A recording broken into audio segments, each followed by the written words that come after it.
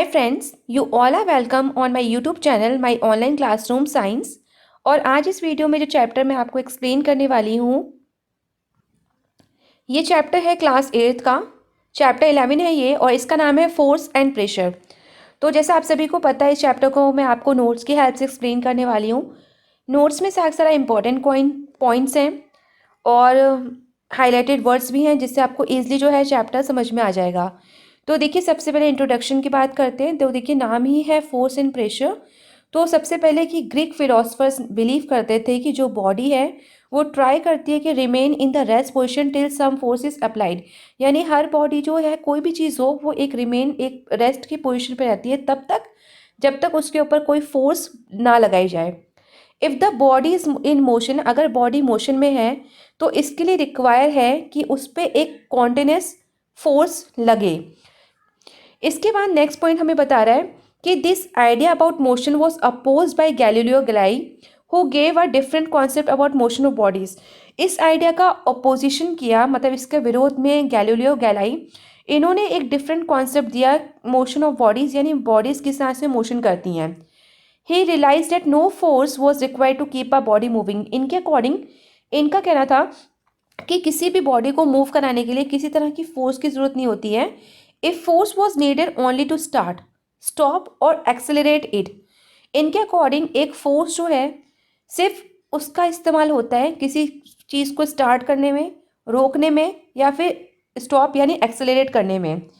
इसके बाद sir इसैक Newton ने बिल्ट अपॉन गैलीलियोस कॉन्सेप्ट, उन्होंने थोड़ा सा और गैलीलियो का जो कॉन्सेप्ट था उसको एक्सप्लेन किया और मैथमेटिकली रिलेटेड किया फोर्स और मोशन को इन लॉज ऑफ मोशन में। The study of causes of motion और changes in motion is called dynamics. तो जो स्टडी है जिसमें हम कॉजेज ऑफ मोशन और चेंजेस इन मोशन पढ़ेंगे उसको कहते हैं डायनेमिक्स। तो अब आते हैं फोर्स का मीनिंग जान लेते हैं। देखिए, फोर्स क्या है।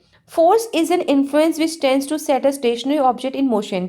फोर्स एक ऐसा कह सकते हैं कि ऐसा इन्फ्लुएंस है जिसके द्वारा कोई भी स्टेशनरी ऑब्जेक्ट, यानी जो एक जगह पे चीज़ रखी हुई है, वो मोशन में आ जाती है।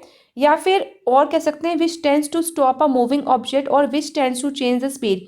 यानी एक ऐसी फोर्स जिससे कि कोई वस्तु, कोई मूविंग ऑब्जेक्ट है जो चल के आ रहा है, या तो उसको रोक दिया जाए, या फिर उसकी स्पीड में बदलाव आ जाए, या उसका डायरेक्शन में चेंज आ जाए, या उसके वजह से फोर्स ऐसी लगे जिसके वजह से उसकी शेप में या डायमेंशन में ऑब्जेक्ट में बदलाव आ जाए। फोर्स की बात करें तो जनरली हमारा कहने का मतलब होता है फोर्स से पुश और पुल, यानी किसी चीज़ को धक्का देना या फिर अपनी तरफ खींचना, या फिर action which deforms the object. यहाँ पे ऑब्जेक्ट की स्पेलिंग थोड़ा करेक्ट कर लीजिएगा। तो डिफॉर्म्स द ऑब्जेक्ट यानी ऑब्जेक्ट की शेप में कुछ बदलाव आ जाए। एक्शन जैसे किकिंग करा हमने, हिटिंग करी, थ्रोइंग, पिकिंग, ओपनिंग किया, शटिंग किया, फ्लिकिंग किया, लोवरिंग किया, पुशिंग, पुलिंग, ये सारे के सारे रिजल्ट हैं kinds of changes in the motion of an object. ये सारी ऐसी एक्टिविटी हैं जिनको करने के बाद, हमारे एक्शन को करने के बाद, ये फोर्स ही कहलाएगा, जिसके वजह से जो ऑब्जेक्ट का मोशन है उसमें बदलाव आता है। जैसे कोई फुटबॉल रखी है स्टेशनरी, यानी एक जगह पे रखी है, उस पर आपने किक मारा, जब उसको किक किया तो वो जिस हिसाब से, जितनी ताकत से आपने, जितनी फोर्स से आपने उसको किक किया, उतनी दूर वो जाके बॉल जाएगी, तो वो बॉल एक मोशन में आ गई। अब आते हैं force is due to interaction. Force, देखिए फोर्स कब कब होती है, कब ये उत्पन्न होती है, जब इंटरैक्शन, यानी दो चीज़ें कांटेक्ट में आए। तो जैसे आपका पैर किक के लिए और फुटबॉल जब दोनों पास में आए तब आपने फोर्स लगाई। तो at least two objects must interact for a force to come into play. तो यहाँ पे फर्स्ट पॉइंट यही लिखा है क्लियरली कि एक फोर्स को उत्पन्न करने के लिए दो चीज़ों का आना, आपस में इंटरेक्ट होना बहुत ज़रूरी है। द प्रीफिक्स जो यहाँ पे प्रीफिक्स है इंटर, इसका मतलब है म्यूचुअल और in between. Interaction of an object with another object result in a force between two object. तो इंटरएक्शन जब वस्तुओं के बीच में, दो ऑब्जेक्ट के बीच में इंटरेक्शन हो रहा है, जिसके वजह से क्या उत्पन्न हो रहा है, फोर्स उत्पन्न हो रही है। हम we can stop a moving ball, तो यहाँ पे एग्जांपल भी दिया हुआ है, हम एक मूविंग बॉल को रोक सकते हैं और साथ ही उसका डायरेक्शन चेंज कर सकते हैं मूवमेंट बाय आवर हैंड और बाय रैकेट, जैसे कि अपने हाथ से और अपने रैकेट से। इसी तरह से force of our hands can make a stationary ball move. इसी तरह से अगर हम हाथों से फोर्स लगाएं तो जो स्टेशनरी एक जगह बॉल रखी है वो मूव कर सकती है। बाद में देखिए नेक्स्ट फोर्स ऑफ हैंड्स, हम अपने फोर्स ऑफ हैंड अपने हाथों का इस्तेमाल कर सकते हैं, अपनी ताकत का इस्तेमाल कर सकते हैं, जिससे हम उस बॉल को रोक सकते हैं और मूव करा सकते हैं या उसकी स्पीड कम कर सकते हैं। फोर्स जो हमारे हाथों के फोर्स है वो डायरेक्शन जो है बॉल किस मोशन में घूम रही है डायरेक्शन भी बदल सकती है। व्हेन वी प्रेस, इसके साथ ही देखिए प्लास्टिक बॉल या रबर बॉल है, जब हम उसे हाथों से दबाते हैं प्रेस करते हैं तो हमारे हाथों की फोर्स उसमें लगती है, जिसके वजह से जो शेप है प्लास्टिक बॉल का वो बदल जाता है। यहाँ पे देखिए पिक्चर से इजली आप समझेंगे पुश और पुल। ठीक है, तो मोशन ऑफ कार किस तरफ जा रहा है और यहाँ पे पुल में देखिए, तो इस तरह से आपको आई होप ये क्लियर हो रहा होगा। एग्जाम्पल्स ऑफ पुश आर, देखिए पुश के क्या एग्जाम्पल हैं, जब हम पुश करते हैं दरवाजे को बंद करने के लिए और खोलने के लिए। इसके साथ ही we push a grass mower to cut the grass. Pull का क्या है, जैसे कि गेम जो होता है टग ऑफ वॉर, उसमें हम खींचते हैं अपनी तरफ जीतने के लिए। Bull pulls the bullock cart, इसी तरह से जो बुल होते हैं वो पुल करते हैं बुल्लक कार्ट को, बैलगाड़ी को अपने तरफ खींचने के लिए। इसके बाद आते हैं इफेक्ट्स ऑफ फोर्स। क्या फोर्स के इफेक्ट्स हैं, तो इसके 3 इफेक्ट्स हैं। A force can change the position of the body, यानी पहला है कि फोर्स के वजह से बॉडी की पोजिशन जो होती है वो चेंज हो जाती है। It can make an object at rest, इसके साथ ही ये एक ऑब्जेक्ट को रेस्ट पे भी ला सकता है, मूव करा सकता है, स्टॉप कर सकता है एक मूविंग ऑब्जेक्ट को। एग्जाम्पल दिया हुआ है, kicking a football sets a stationary ball into motion, यानी जब हम किक करते हैं फुटबॉल को, पहले वो स्टेशनरी बॉल यानी एक जगह रखा था, जब किक किया तो वो मोशन में आ गया। गेम ऑफ क्रिकेट में देखिए जो फील्डर कैच करते हैं बॉल को टू स्टॉप इट, यानी उन्होंने अपने हाथों से बॉल को पकड़ा और बॉल क्या हो गई, रुक गई, स्टॉप हो गई। अगेन सेट्स, और इसके बाद अगर उन्होंने फिर से बॉल फेंकी तो बॉल फिर से मोशन में आ गई। दूसरा क्या इफेक्ट है, by applying force we can change the direction of motion. तो जब हम अप्लाई करेंगे, फोर्स को अप्लाई करेंगे, लगाएंगे, तो क्या होगा, बॉडी का जो मोशन में कोई बॉडी है उसका डायरेक्शन में बदलाव आ सकता है, या फिर स्पीड में भी उसका चेंज आ जाएगा, जिससे या तो स्पीड बढ़ जाएगी या फिर कम हो जाएगी उस मूविंग बॉडी की। साथ ही स्टेट ऑफ मोशन भी चेंज हो जाएगा। जैसे एग्जांपल है, एक मूविंग बाइसाइकिल है, स्टार्ट्स मूविंग फास्टर, बहुत फास्टर भाग रही है, चल रही है। If more force is applied on its pedal, अगर पैडल पे ज़्यादा फोर्स लगाई जाए तो उसकी स्पीड और ज़्यादा तेज़ हो जाएगी। तो फोर्स कहाँ लग रही है, पैडल पे, ताकत आपकी पैडल पे लगेगी। इसके बाद थर्ड देखिए, by applying force we can change the shape और डायमेंशन ऑफ अ बॉडी, यानी फोर्स लगा के हम किसी भी चीज़ का, किसी बॉडी का शेप और डायमेंशन चेंज कर सकते हैं। जैसे एग्जांपल है, एक रबर बैंड को स्ट्रेच करिए या फिर हेयर बैंड को अपनी फोर्स लगाइए, ताकत लगाइए और उसको उसको आप खींचिए। ठीक है, खींचने से क्या होगा, उसका शेप में बदलाव आएगा, डायमेंशन में। शेप ऑफ अ पिलो और cushion can be change by pressing it, इसके साथ ही पिलो और जो कुशंस होते हैं जब उनको भी आप प्रेस करोगे तो शेप में बदलाव आता है। इससे हमें समझ में आता है कि force is cause for changing the speed. तो इससे हमें चीज़ें क्लियर हुई कि फोर्स की वजह से स्पीड जो होती है बॉडी की वो चेंज होती है। जिस तरह से फोर्स अप्लाई करते हैं किस डायरेक्शन में, मोशन में, तो उस वजह से स्पीड जो है ऑब्जेक्ट की या तो इंक्रीज होगी या फिर डिक्रीज होगी। अपोजिट डायरेक्शन में भी कोई चीज़ आप कर सकते हो। Frictional forces always acts opposite to the direction of motion of an object. Frictional force याद रखिएगा, जो फ्रिक्शनल फोर्स होती है इसको भी हमने एक्सप्लेन किया है नेक्स्ट चैप्टर में, तो आप वो वीडियो भी देखिएगा। तो फ्रिक्शनल फोर्स जो होती है वो कब लगती है, अपोजिट, उल्टा लगती है direction of motion of an object के। इसके बाद एक moving ball stop itself after travelling some distance. एक मूविंग बॉल जो होगी जब वो अगर चली जा रही है एक तरह से, पर एक लॉन्ग डिस्टेंस, कुछ डिस्टेंस कर अपना कंप्लीट करने के बाद वो खुद ही रुक जाएगी। The state of motion of an object is describe by its speed and the direction of motion. तो ये जो स्टेट ऑफ मोशन है किसी भी ऑब्जेक्ट का, वो डिस्क्राइब किसके द्वारा होती है, उसकी स्पीड और direction of motion. State of rest, जब कोई भी चीज़ एक जगह रखी होती है तब उसकी स्पीड जीरो होती है। So an object may be at rest or in motion, both represent its state of motion. तो इससे हमें एक चीज़ समझ में आ जाती है कि अगर कोई भी ऑब्जेक्ट रेस्ट या मोशन में है, दोनों ही कंडीशन में स्टेट ऑफ मोशन उसको रिप्रेजेंट कर रहा है वो। Force can change the direction of motion without any change in the speed of an object. Force जो है डायरेक्शन ऑफ मोशन जो है चेंज कर सकता है बिना किसी चेंज किए इसके ऑब्जेक्ट की स्पीड में। अब हम जानेंगे रेजुलेटेंट और नेट फोर्स के बारे में। तो force acting in the same direction, forces applied on an object in the same direction add to one another. Force जब एक्ट कर रही है एक सेम डायरेक्शन फोर्सेस में तो अप्लाई होती है किसी भी मतलब ऑब्जेक्ट में सेम डायरेक्शन में add to one another, whereas two forces act in the opposite direction of on an object, then net force is obtained by taking the difference between. तो net force कैसे obtain करेंगे आप, जब difference between two forces के बीच में होगा। Net force is produce when two or more forces act upon a single object. Net force तब प्रोड्यूस होती है जब दो या दो से ज़्यादा फोर्सेस जो हैं एक सिंगल ऑब्जेक्ट पे लगाई जा रही हों। Forces acting in opposite direction, तो जनरली बात करें तो more than one force may be acting an on object at a given point in time. तो जनरली बात करें तो एक से ज़्यादा फोर्स एक ही टाइम पे एक ऑब्जेक्ट पे लग सकती है। So force acting on an object is always the main net force acting on it. तो फोर्स जो एक्ट हो रही है किसी भी ऑब्जेक्ट पे वो हमेशा मेन नेट फोर्स, मान लीजिए कि नेट फोर्स एक्ट हो रही है।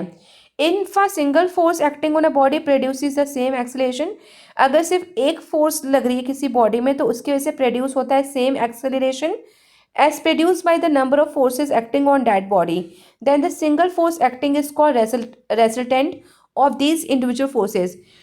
उस पे काफ़ी आप चाहो तो नंबर ऑफ फोर्सेस भी एक्ट कर सकते हो, बट जब सिंगल फोर्स एक्ट होती है किसी भी ऑब्जेक्ट पे तो उसको हम रेसल्टेंट और या फिर resultant of this individual forces कहते हैं। नेक्स्ट आते हैं balanced and unbalanced forces. A set of forces, देखिए नाम से समझ में आ रहा होगा थोड़ा सा, बैलेंस्ड एंड अनबैलेंस्ड। तो सेट ऑफ फोर्सेस जब हम लगाते हैं किसी भी बॉडी पे साइमल्टेनियसली एक के बाद एक टुगेदर, तो इट रिमेन्स एट रेस्ट। तो या तो वो रेस्ट पे रहेगी, डज नॉट एक्सलेट, या फिर forces are said to be balanced forces, या तो वो एकदम बैलेंस्ड फोर्सेस होंगी। Two forces balance each other if they are equal in magnitude. Balance से मतलब ही यह है कि जब दो फोर्स लग रही हैं तो वो दोनों इक्वल इक्वल होनी चाहिए मैग्नीट्यूड में, and act in opposite direction on the same object. इसके साथ ही अपोजिट डायरेक्शन से सेम ऑब्जेक्ट में अपोजिट डायरेक्शन से फोर्स लग रही है। दी अनइक्वल और अनबैलेंस फोर्स क्या होगी, जब अनइक्वल और opposite forces acting on a body which change its state of rest और uniform motion are called unbalance forces. यानी ऐसी फोर्सेस जो अनइक्वल हों, अपोजिट फोर्सेस एक्ट हो रही हैं बॉडी पे और जिसकी वजह से स्टेट ऑफ रेस्ट या यूनिफॉर्म मोशन हो रहा है, इसे हम बोलेंगे अनबैलेंस्ड फोर्सेस।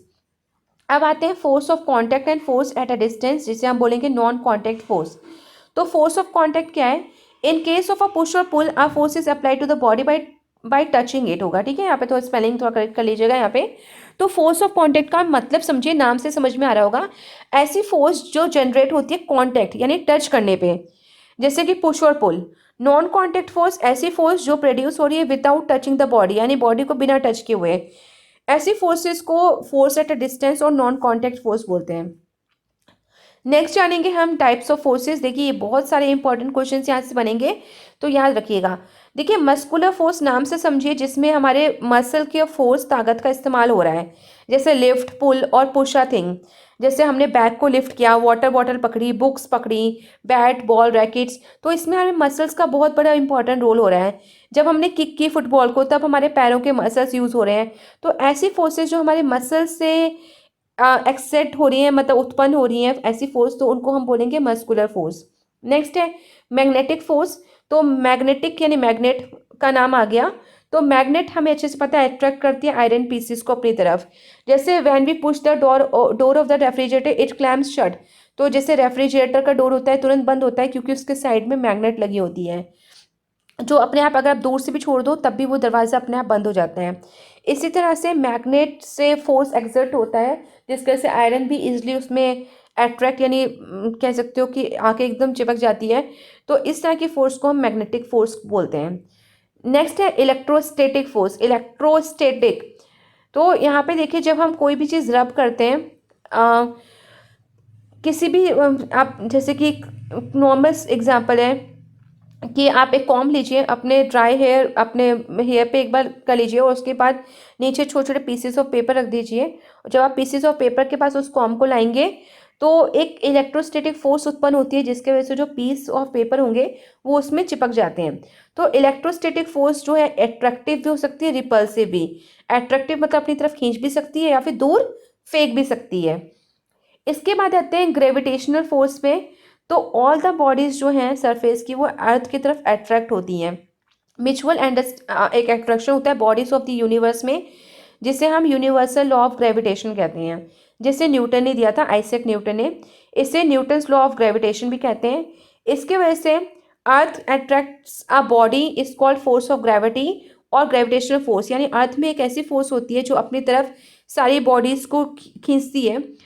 तो इसी फोर्स को हम ग्रेविटी और ग्रेविटेशनल फोर्स कहते हैं। नेक्स्ट है फ्रिक्शनल फोर्स।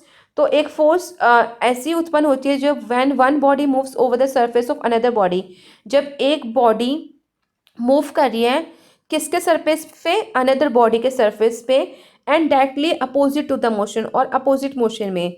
तो इससे हम फ्रिक्शनल फोर्स या फोर्स ऑफ फ्रिक्शन और सिंपली फ्रिक्शन कहते हैं। इसका मतलब हुआ some force is acting on the table, जैसे कुछ फोर्स एक्ट हो रही है टेबल पे, which opposes its motion, this opposing force is friction. Friction is small if the surface are smooth. Friction कम होगा अगर सरफेस स्मूथ है, और फ्रिक्शन लार्ज होगा जब सरफेस जो है रफ होगा। इसके बाद आते हैं यूनिट्स ऑफ फोर्स। तो ऐसा यूनिट यहाँ से क्वेश्चन बनेगा आपका, याद रखिएगा। ऐसा यूनिट जो फोर्स की है वो है न्यूटन।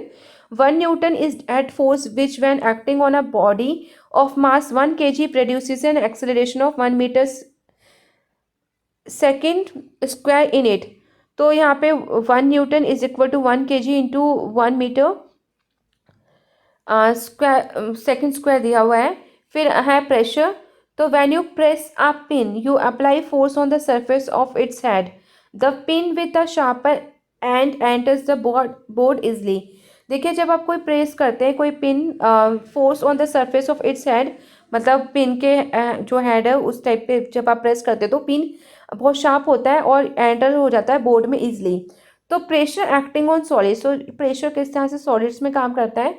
तो एक्शन ऑफ फोर्स डिपेंड करती है not only on its absolute value but also on the area of surface on which its acts at right angle और normally. Force per unit area acting perpendicular to an object is called pressure. Thrust क्या है, the force is acting at right angles to the surface of the body. Pressure gives the idea of tension, force, etc. But both acts are related to the force or thrust. The total force acting normally on a surface is called thrust. यानी ऐसी force जो right angle पे act हो रही है किसी भी surface of the body पे, साथ ही टोटल फोर्स एक्ट हो रही है नॉर्मली किसी सरफेस पे, इसको हम थ्रस्ट कहते हैं। फॉर्मूला क्या है कैलकुलेटिंग प्रेशर को, pressure is equal to force divided by area. ऐसा यूनिट देख लीजिए न्यूटन पर स्क्वायर मीटर है, और which has been given a special name pascal in the honour of the French scientist Blaise Pascal के नाम पे इसको पास्कल नाम दिया गया। CGS यूनिट भी यहाँ पे दी हुई है, प्रेशर इज डाइन और centimetre square. Pressure exerted bye solids को, प्रेशर किस तरह से एक्सर्ट होता है सॉलिड्स के द्वारा। तो pressure exerted by the block in standing position is more than the pressure exerted by the block in the lying position. तो अगर कोई ब्लॉक स्टैंडिंग पोजीशन पे रखा है तो उसका प्रेशर ज़्यादा पड़ेगा किसके कंपैरिजन में, जब कोई ब्लॉक लेटी हुई पोजीशन पे पड़ा हुआ है। प्रेशर डिपेंड करता है सरफेस एरिया, उसके कांटेक्ट में कितना सरफेस एरिया आ रहा है। Same block exerts a greater pressure when standing on its end as the area of contact is small. साथ ही एक ब्लॉक जब बहुत ग्रेट प्रेशर लगाएगा जब वो स्टैंडिंग पोजिशन पे होगा एक एंड पे, और जिससे एरिया ऑफ कॉन्टैक्ट जो होगा, जो उसके एरिया आ रहा है कॉन्टैक्ट में जिससे वो टच हो रहा है वो कम हो। फॉर एग्जांपल जैसे एक स्कूल बैग है उसमें 2 ब्रॉड स्ट्रैप हैं, तो वेट जो होगा बैग का वो over a large area of the shoulder of the child पड़ेगा, यानी बच्चे के क्योंकि लार्ज एरिया है तो कम पड़ेगा वेट। बट अगर कंफर्टेबल, तो इसी वजह से कंफर्टेबल होता है स्कूल बैग की 2 स्ट्रैप पे टांगो। अगर एक ही स्ट्रैप पे टांगा तो इसके वजह से सिर्फ एक स्मॉल एरिया पे आपका वो पूरा का पूरा उसका जो हैवीनेस है वो फील होगी आपको। नेक्स्ट आते हैं प्रेशर एक्सर्टेड बाय फ्लूइड्स, यानी लिक्विड और गैसेस के द्वारा किस तरह से प्रेशर पड़ता है। तो लिक्विड्स एंड गैसेस ऑल्सो, इनमें भी एक तरह से वेट तो होता है, तो ये भी प्रेशर एक्सर्ट करते हैं। This pressure depends on the area on which the force act, ये डिपेंड करता है एरिया वाइज। तो when an object is place, जब कोई ऑब्जेक्ट लिक्विड में रखा हो और तो उसके ऐसे लिक्विड एक प्रेशर लगाता है अपवर्ड फोर्स ऑन इट, एक अपवर्ड डायरेक्शन में फोर्स लगती है। For example take a plastic mug, जैसे कि प्लास्टिक मग लीजिए, प्लेस इट अपसाइड डाउन रख दीजिए, push it inside the bucket, के अंदर रखिए containing water. Now remove the force, the mug will immediately rise to the surface. It appears as if some upward force is exerted by water on the mug. तो आपको ये ऐसे एकदम से ऊपर आया मग, जिससे कि लगा हो कि पानी से नीचे से कोई अपवर्ड फोर्स लगा. तो N upward force on the object immerse it in it is called buoyant force और अपथ्रस्ट. तो जब कोई चीज़ एकदम नीचे से प्रेशर के द्वारा ऊपर आती है तैरती हुई, तो उस फोर्स को हम कहते हैं, जिस फोर्स की वजह से वो एकदम ऊपर आ गई, उसको बोलते हैं buoyant फोर्स और अपथ्रस्ट. पास्कल लॉ स्टेट्स करता है कि gravity effect is neglected, the increase in the pressure at one point is equally transmitted in all the direction. यानी इंक्रीज होगा अगर प्रेशर एक पॉइंट पे, तो वो इक्वली सारे डायरेक्शन पे इक्वली लगता है. नेक्स्ट आते हैं एटमॉस्फेरिक प्रेशर पे. तो हमारे चारों तरफ around the earth gases envelope होता है, यानी गैसेस होती हैं सराउंडिंग द अर्थ, जिसे हम, जो पूरे के पूरे अर्थ को सराउंड किया हुआ है, जिसे हम एटमॉस्फेयर कहते हैं. Which extends up to a height of, जो कि कितने हाइट तक है, 13 किलोमीटर तक. अबव द सरफेस, यानी सरफेस के अर्थ के above the surface of the earth. The pressure exerted by the atmosphere is called. तो जो प्रेशर एटमॉस्फेयर के द्वारा एग्जिट किया जाता है, इसे हम बोलते हैं एटमॉस्फेरिक प्रेशर. एटमॉस्फेरिक प्रेशर जो होता है मैक्सिमम होता है at the surface of earth and goes on decreasing as we move up in the earth atmosphere. और ये सरफेस ऑफ अर्थ में होता है और डिक्रीज होता जाता है जैसे जैसे हम ऊपर move up in the earth atmosphere. जो प्रेशर होता है एयर का inside our body is the same as that of the atmosphere.